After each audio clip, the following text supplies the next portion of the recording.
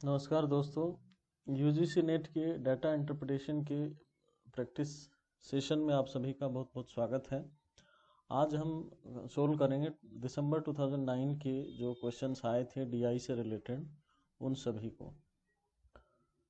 तो ये सबसे पहला जो क्वेश्चन है ये रिलेटेड है, एक वेन डायग्राम इसमें दे रखा है। 3 प्रतिच्छेदी वृत्त दिए गए हैं। 3 प्रतिच्छेदी वृत्त में एच जो है द हिंदू पढ़ने वाले पाठकों का प्रतिनिधित्व करता है, ये एच है। आई इंडियन एक्सप्रेस का प्रतिनिधित्व करता है और टी जो है वो द टाइम्स ऑफ इंडिया का प्रतिनिधित्व करता है। कुल मिलाकर 50 व्यक्तियों का सर्वेक्षण किया गया और वेन डायग्राम में दी गई संख्या संबंधित समाचार पत्रों को पढ़ने वाले व्यक्तियों की संख्या बतलाती है। तो इसमें से हमें जो है क्वेश्चन नंबर 26, 27 सोल्व करने हैं। 26 में लिखा है कितने व्यक्ति कम से कम 2 समाचार पत्र पढ़ते हैं। कम से कम 2 समाचार पत्र पढ़ने का मतलब कि हो सकता है कोई व्यक्ति एक भी समाचार पत्र ना पढ़े, कोई व्यक्ति कम से कम 1 पढ़े, 2 पढ़े या ज़्यादा से ज़्यादा 3 पढ़ सकता है। तो यदि हम देखें ऐसे व्यक्ति जो एक भी समाचार पत्र नहीं पढ़ते उनकी संख्या है 10, ठीक है। और ऐसे व्यक्ति जो केवल एक एक समाचार पत्र पढ़ते हैं 3, 4, 7 और 6, 13 लोग ऐसे हैं जो केवल एक समाचार पत्र पढ़ते हैं। यदि हम कुल संख्या 50 में से 10 + 13 यानी 23 यदि घटा देंगे तो बचेगा 27, यानी 27 व्यक्ति ऐसे होंगे जो कम से कम 2 समाचार पत्र पढ़ते हैं। अगला क्वेश्चन है कितने व्यक्ति अधिक से अधिक 2 समाचार पत्र पढ़ते हैं। अधिक से अधिक 2 समाचार पत्र पढ़ने का मतलब कि वो 3 नहीं पढ़ते, हो सकता है 1 भी ना पढ़ें, 1 पढ़ें या 2 पढ़ें। तो ऐसे व्यक्ति जो एक भी समाचार पत्र नहीं पढ़ते वो 10 हैं। 1 पढ़ते हैं उनकी संख्या 13 है और 2 पढ़ते हैं उनको ये संख्या यदि हम देखें तो 8, 5, 13 और 12, 25। इनको ऐड करके और फिर 50 में से घटा सकते हैं। एक सीधा तरीका ये है कि ऐसे व्यक्ति जो 3 समाचार पत्र पढ़ते हैं उनकी संख्या को सीधे 50 में से घटा दीजिए। तो 2 व्यक्ति ऐसे हैं जो तीनों समाचार पत्र पढ़ते हैं, तो 50 में से यदि हम 2 घटा देंगे तो आंसर बचेगा 48, ठीक है। ये इस डायग्राम पर आधारित प्रश्न थे। अगला क्वेश्चन देखते हैं। अगले क्वेश्चन में लिखा गया है निम्नलिखित ग्राफ में से कौन सा नियमित आवधिक चाल के व्यवहार एफटी का प्रतिनिधित्व नहीं करता। नियमित आवधिक चाल का मतलब क्या हुआ कि ऐसी चाल जो एक नियमित अवधि में रिपीट हो रही हो, यानी कि एक पर्टिकुलर टाइम पीरियड के बाद उसका पैटर्न रिपीट हो रहा हो, भले ही वो ऐसे हो या फिर ये ऐसे भी हो सकता है या त्रिभुजाकार रूप में भी हो सकता है, ऐसे भी हो सकता है। तो यहाँ यदि हम देखें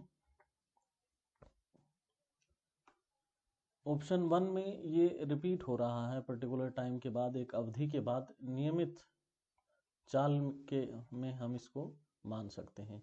इसी प्रकार बी ऑप्शन 2 में यदि देखें तो यहाँ भी ये रिपीट हो रहा है। ऑप्शन संख्या 4 में भी चाल का जो व्यवहार है वो नियमित है और एक समय के बाद रिपीट हो रहा है। ऑप्शन संख्या 3 में हम नहीं कह सकते कि ये रिपीट होगा या नहीं होगा।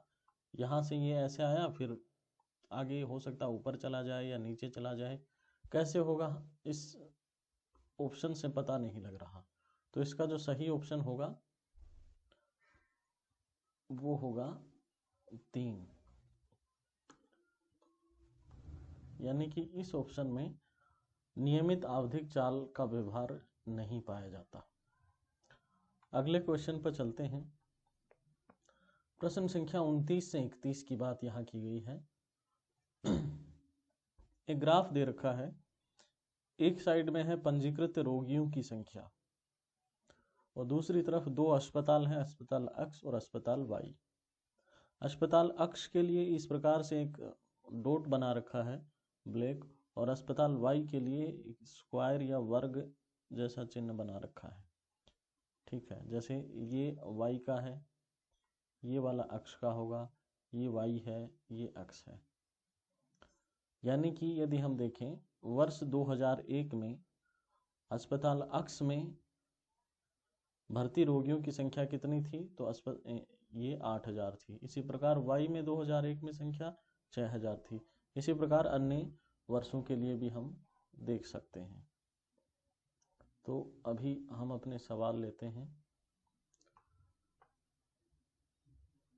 यहाँ लिखा गया है 29 में, किस वर्ष अस्पताल X और अस्पताल Y में पंजीकृत रोगियों की संख्या अधिकतम थी। तो यहाँ कुल 6 वर्षों का जो है ड्यूरेशन दे रखा है, 2001 से 2, 3, 4, 5 और 6। तो यदि 2001 में देखें तो भर्ती रोगियों की संख्या X और Y को मिलाकर के कुल हो रही है 8000 और प्लस 6000, 8000 प्लस 6000 14000। 2002 में भी 10000 प्लस 4000 तो 14000। 3 में भी 14000 है। इसी प्रकार यदि 4 में भी आप देखेंगे तो 4 में है 4 प्लस 6 यानी 10000। 5 में कितनी है, 2005 में 4000 प्लस 12000, 4000 प्लस 12000 यानी 16000। 2006 में है 2000 प्लस 4000 यानी कि 6000। तो यदि हम देखें किस वर्ष में पंजीकृत रोगियों की संख्या अधिकतम है, तो वह हो जाएगा 16000, यानी कि 2005 में भर्ती रोगियों की संख्या जो है अधिकतम होगी। ठीक है। प्रश्न संख्या 30 में लिखा गया है, एक वर्ष में पंजीकृत रोगियों का अधिकतम विसर्जन। अधिकतम विसर्जन का मतलब क्या हुआ कि एक साल में अस्पताल X और अस्पताल Y दोनों के मध्य जो अंतराल है वह सबसे ज्यादा किस वर्ष में है, सबसे ज्यादा कितना है यदि हम उसकी बात करते हैं तो यहाँ यह अंतराल 2001 में 2000 का है, 2002 में 10000 माइनस 4000 यानी कुल 4000 का, 2003 में यदि देखते हैं तो वो 2000 का है। इसी प्रकार 2004 में भी 2000 का, 2005 में ये अंतराल बढ़ करके हो जाता है 8000 का, यानी सर्वाधिक अंतराल यही है। 2006 में भी 2000 का ही है। तो सबसे ज़्यादा विसर्जन जो है वो 2005 में, और इसकी मात्रा होगी 8000। तो प्रश्न संख्या 30 का जो सही उत्तर होगा वो होगा ए यानी 8000। प्रश्न संख्या 31 में लिखा है, किस वर्ष अस्पताल X में रोगियों के पंजीकरण में अधिकतम कमी आई। रोगियों के पंजीकरण में अधिकतम कमी अस्पताल X में, इसको थोड़ा सा क्लियर करते हैं।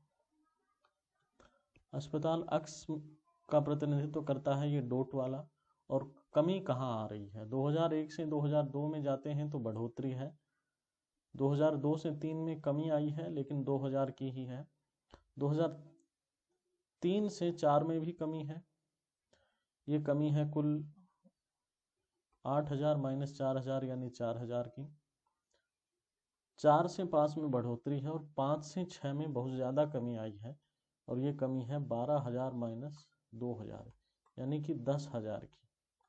किस वर्ष में, 2006 में। तो प्रश्न संख्या 31 का हमारा उत्तर हो जाएगा 2006। तो ये था आज का प्रैक्टिस सेशन।